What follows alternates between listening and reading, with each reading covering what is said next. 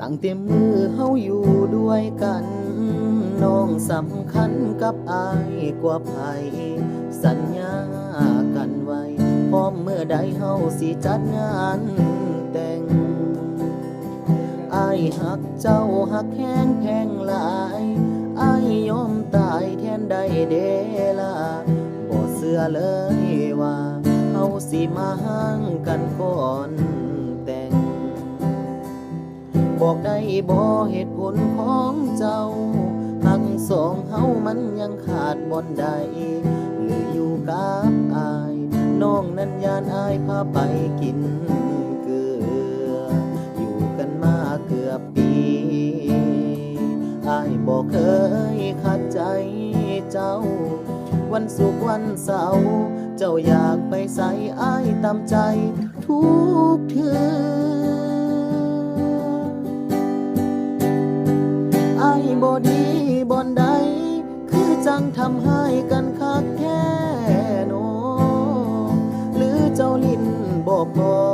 ยังอยากเป็นโสดบ่พร้อมมีคู่กายเจ้าอยู่น้ำอายใจอยู่กับไผอายยังบ่ฮู้บอกมาเบิ่งดูสิสานต่อหรือว่าพอสำนีอายสิโทรหาพ่อกับแม่มาซอยแก้กับสิ่งที่เป็นอยู่หากว่าเฮาบ่แม่นเนื้อคู่อายบ่ฝืนใจเจ้าต่อความหักมันบังคับบ่ได้แม่นฝืนไปเฮาสิมีสุขบ่หากว่าเจ้ายังเล่นบ่พอก็เสิร์นลิ้นต่อสาลา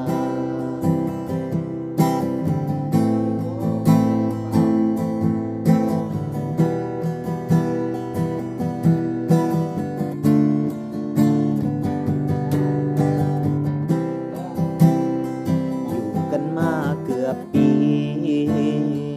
อายบอกเคยขัดใจเจ้าวันศุกร์วันเสาร์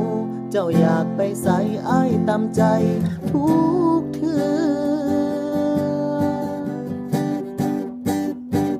อายบ่ดีบ่อนใด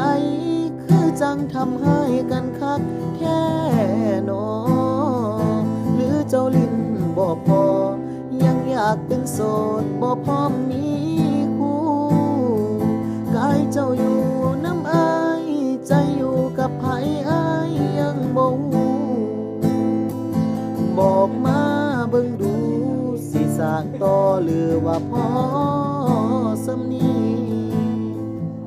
อายสิโทรหาพ่อกับแม่มาซอยแก้กับสิ่งที่เป็นอยู่หากว่าเฮาบ่แม่นเนื้อคู่อายบ่ฝืนใจเจ้าต่อความหักมันบังคับบ่ได้แม่นฝืนไปเฮาสิมีสุขบ่หากว่าเจ้ายังเล่นบ่พอก็เสิร์นลิ้นต่อสาลาพร้อมยกเลิกสัญญาโอ้พร้อมยกเลิกงาน